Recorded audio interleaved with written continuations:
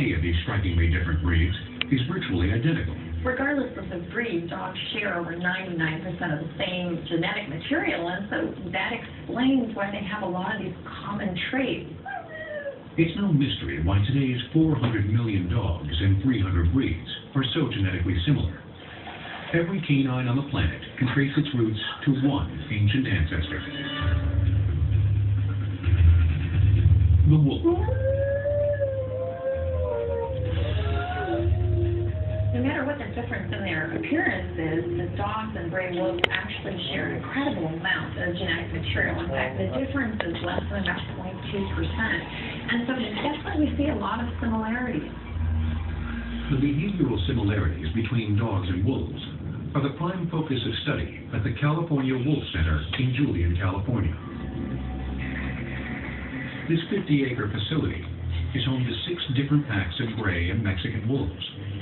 And it allows researchers like Aaron Hunt to step back in time 40,000 years and study the modern dog's ancestral prototype in action.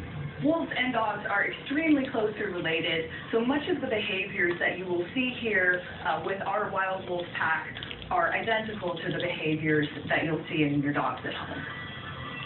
And if you've ever wondered why your dog loves your company, or especially that of another dog, thank the wolf. To survive, wolves travel in packs. Only by attacking as a group can they bring down prey larger than themselves. This social instinct is as strong in dogs now as it was in wolves eons ago. They're both very social animals, and a dog's pack consists of any animals that would be in the house with it and the people, and so they need that social structure to keep them happy. And the cardinal rule of any wolf pack is that there can only be one pack leader.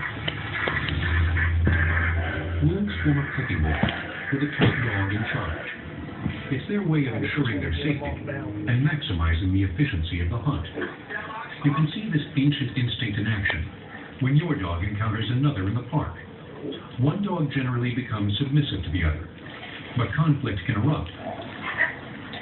When one dog chooses to question that hierarchy, the alpha dog will usually express his displeasure and reassert his dominance by growling. Growling isn't the only form of communication dogs have inherited from wolves. Wolves howl for long-distance communication, to locate pack members that have been separated, to reaffirm social bonds and bring their packs closer together, and they'll also howl to defend their territory against other wolf packs.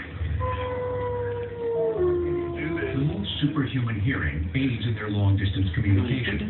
They can hear each other from over 9 miles away in open areas. And if you think of our dogs at home, they'll often howl or bark at each other between houses. That's one of the great ways that dogs communicate, and that came from wolves. Wolves' ancient past lives on in yet another form of canine communication, scent marking. In order to maintain a steady supply of prey, wolves establish territories of up to 100 square miles in the continental U.S. One of the ways they mark their turf is through the act of scent rolling. White sage will stimulate the wolf's sensory organs. This sage will cause them to scent roll, scent mark. We have Kiana here, and she's doing that so that she can make sure that any other animal she comes into contact with knows where she has been. And though the practice is hardly do or die for their canine descendants, dogs instinctively scent mark the same way wolves do. If you take your dog to the park and there's a nice spot in the grass, you might see your dog roll all on its back and get really into that particular spot. Your dog is doing the exact same thing that Kiana here is doing now. The similarities between wolves and dogs may be striking, but you're probably wondering how on earth we got from this to this. The process began thousands of years ago, when ancient man succeeded in domesticating the wolf. The scientists are unsure of when the dogs first were domesticated, but they think maybe 14,000 years ago. And those dogs started out probably as camp scavengers, but eventually they became more useful to the tribe or their family.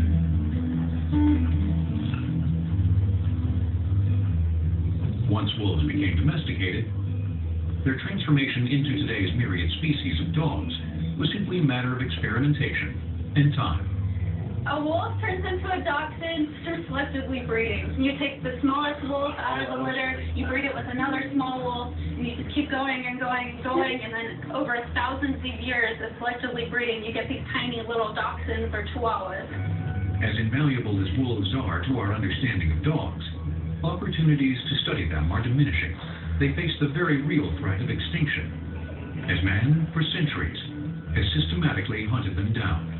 As people came over from Europe, they brought along their fears of wolves, and when they spread out across the West, they started killing off wolves because they felt like their families were threatened and their livestock.